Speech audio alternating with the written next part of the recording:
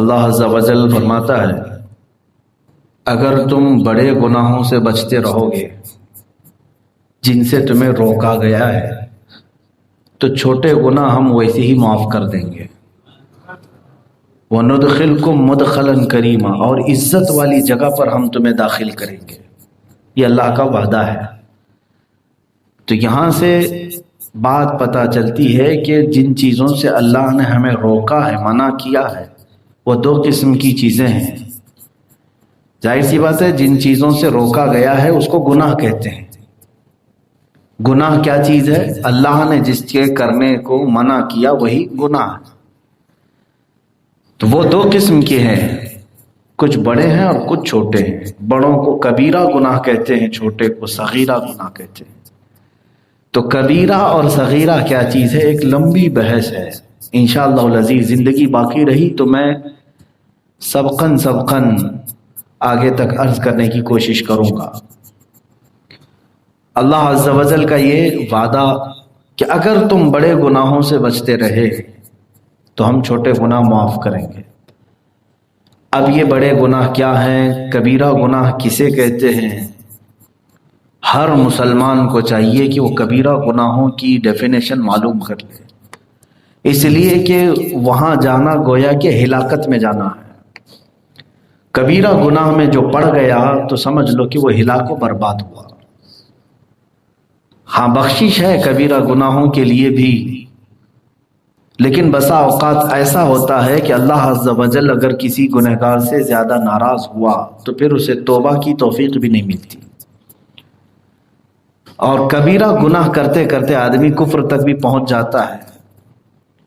تو حدیث پاک میں جو کبیرہ گناہوں کا تذکرہ آیا ہے وہ ایک لمبی فہرست ہے۔ امام ذہبی رحمۃ اللہ تعالی علیہ نے پوری ایک کتاب لکھی الکبائر نام سے۔ کبائر کا مطلب ہوتا ہے سارے کبیرہ گناہ، اس میں انہوں نے کاؤنٹ کر دی۔ اب حدیث پاک میں جو آیا ہے بعض علماء نے اس سے اخذ کرتے ہوئے کہا ہے کہ 7 ہیں بڑے گناہ۔ اجتنبوا السبع المعبقات، حضور اکرم صلی اللہ علیہ وسلم نے فرمایا 7 ہلاک کرنے والی چیزوں سے بچو۔ تو وہ 7 چیزوں کے اوپر تفریح کی گئی، علماء محدثین نے اس سے اور بھی قسمیں نکالی ہیں۔ اس میں سب سے نمبر 1 پہلی چیز کبیرہ گناہوں کی لسٹ میں حدیث میں جو آیا ہے الاشراک باللہ، اللہ کے ساتھ شرک کرنا۔ ویسے دیکھا جائے تو کبیرہ گناہوں کی معافی ہے لیکن شرک کی معافی نہیں ہے۔ وَمَن يُشْرِكْ بِاللَّهِ، اللہ تبارک و تعالیٰ فرماتا ہے جو اللہ کے ساتھ شرک کیا تو پھر اس کے متعلق اللہ فرماتا ہے دوسری آیت میں ان اللہ لا یغفر ان یشرک بہ ویغفر ما دون ذلک لمن یشاء، شرک سے کم جو کچھ بھی ہوگا اللہ سب معاف کر دے گا لیکن شرک کو نہیں معاف کرے گا۔ الاشراک باللہ، اللہ کے ساتھ شریک ٹھہرانا، یہ نمبر 1 ہے۔ اسی کو سب سے پہلے سمجھ لینا چاہیے، پھر آگے ہم دوسرے گناہوں کی طرف چلیں۔ اس میں بہت ساری چیزیں ہیں، جیسے نماز کا ترک کرنا گناہ کبیرہ میں سے ہے۔ اللہ کے ساتھ شرک ٹھہرانا یہ نمبر 1۔ سیکنڈ نمبر پر جو چیز گناہ لکھا گیا ہے کبیرہ، وہ نماز کو ترک کرنا۔ پھر اس کے بعد جادو کرنا، یہ بھی کبیرہ گناہوں میں سے ایک حدیث میں جو آئے۔ زکوٰۃ نہ دینا، یہ بھی کبیرہ گناہوں میں سے۔ پھر شراب، جوا، چوری، زنا، یہ سب کبیرہ گناہوں میں سے بڑے گناہ۔ اور دوسری حدیثوں میں جھوٹ کو بھی کبیرہ گناہوں میں رکھا گیا ہے، جو تقریباً سب کے ہاں زبان زد ہو گیا ہے۔ یوں سمجھ لو کہ جو کبیرہ گناہوں میں مبتلا ہے وہ رحمت الہی سے محروم ہے، اللہ کی نظر رحمت سے وہ محروم بندے ہیں جو کبیرہ میں۔ صغیرہ کا مطلب ہوتا ہے چھوٹے گناہ ہیں، کبھی زبانی طور پر پھسل ہو گئی، آنکھوں سے کوئی مسئلہ ہو گیا، یہ صغیرہ گناہوں میں سے آتے ہیں۔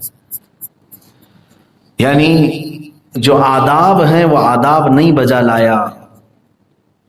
اور کبیرہ گناہوں میں حقوق الوالدین بھی ہے، والدین کی نافرمانی، یہ بھی کبیرہ گناہوں میں سے۔ میں آج سب سے پہلی والی چیز پر ہی گفتگو کرتا ہوں رب تعالیٰ نے فرمایا کہ اشراک باللہ یعنی اللہ کے ساتھ شرک، یہ اللہ کو پسند نہیں. جس نے اللہ کے ساتھ شرک کیا. شرک کی بھی دو قسمیں ہیں، یہ بھی سمجھ کے چلے. شرک بھی دو قسم، شرک جلی، شرک خفی. جلی کا مطلب ہوا یہ جلا ہوا نہیں، ظاہر کھلے عام شرک کرنا. کسی کو دوسرا خدا مان لیا، یہ شرک جلی ہے. کسی کو دوسرا رازق مان لیا، اللہ کی ذات یا صفت میں دوسرے کو اس کے برابر تسلیم کر لیا، شرک جلی ہے. چاہے وہ نبی کو ہی کیوں نہ ہو، رسول کریم صلی اللہ تعالی علیہ وسلم کو بھی اگر خدا کے برابر مانا تو شرک کیا اس نے. شرک جلی ہے، کھلے عام شرک کرنا.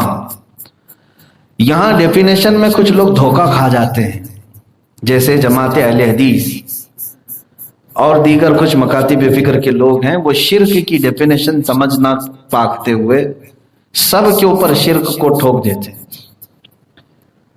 انبیاء اکرام علیہ السلام کی تعریف میں کبھی کبھار ہم لوگ انہیں جس انداز سے تعریف کرتے ہیں تو بعض لوگوں کو ایسا لگتا ہے کہ ہم نے انہیں خدا تک پہنچا دیا. ایسا ہرگز نہیں، ایسا ہرگز نہیں.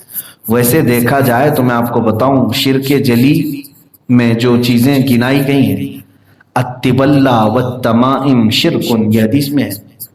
طبلہ تمائم کیا ہے؟ یہ جھاڑ پھونک کرنا، تعویذ باندھنا شرک ہے. تو اس اعتبار سے دیکھا جائے تو میرا ہی معاملہ سب سے پہلے آئے. اور کسی آج کے ماحول میں بتا دیا جائے تو اس پر بھی ایک فتویٰ ہے. حدیث میں ہے جھاڑ پھونک کرنا اور تعویذ باندھنا. تو یہ ایک ظاہری لفظ اتنا ہی اس کو لے لیا، اور بعض لوگوں نے اس کے پیچھے الرقا، یہ بھی حدیث پاک میں ہے.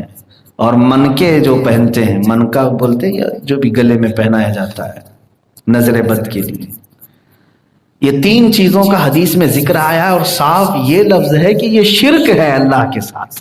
اور اسی کو لے کر کے تو سعودی جب بھی کوئی جاتا ہے سنی، اس کے گلے سے لوگ تعویذ کھینچ ڈالتے ہیں. احرام کی حالت میں اگر وہاں کے متوع یا مکوع ہیں، وہ کھینچ لیتے ہیں، تعویذ کھینچ لیتے ہیں اور توڑ دیتے ہیں. وہ کہتے ہیں ہذا شرک، یہ شرک ہے. کیونکہ حدیث میں صاف آیا ہے تعویذ لٹکانا، جھاڑ پھونک کرنا، منکا ڈالنا. میرے عزیزو یہ کیا ہے اس کی ڈیفینیشن؟ آپ بھی پریشان ہیں، اور اکثر کے گلے میں تو ابھی تعویذ ہوگی بھی، اور کچھ کو تو میں نے ہی دیا ہوگا.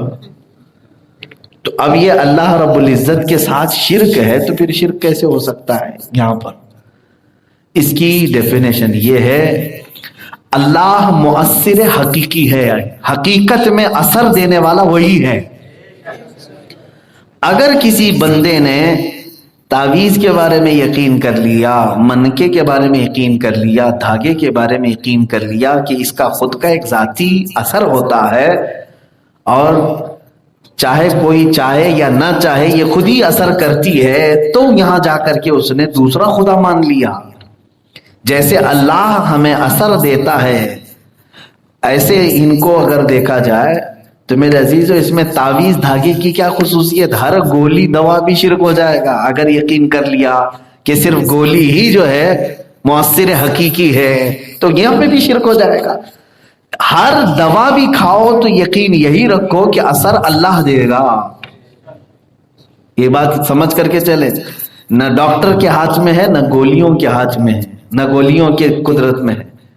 اگر اللہ نہ چاہے تو دنیا کے سارے معجون ملا کر کے تمہارا بخار نہیں اتار سکے، اور اگر اللہ چاہے تو کسی کنکر اور کانٹے سے بھی تمہارا بخار اتر جائے. تو مؤثر حقیقی کون ہے؟ اللہ رب العزت ہے. تو تعویذ کا جو ذکر آیا ہے حدیث میں، وہ شرکیہ تعویذ ہوا کرتے تھے. عرب میں کفار جو ہے بتوں کی عبارتیں اس میں لکھتے تھے، بتوں سے مدد مانگتے ہوئے کہ لات و عزا، اے منات و حبل، تم اس بندے کو فلاں کر دو، فلاں کر دو. اس میں لکھ کر کے وہ پھر وہ لٹکاتے تھے گلے میں.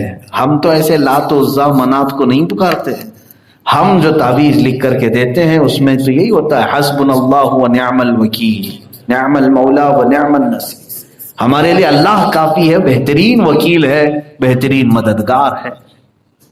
اللہ رب العزت کے نام سے اور قرآنی آیات، احادیث، بزرگوں سے ثابت یہ چیزیں لکھ کر کے دینا، یہ شرک نہیں ہے۔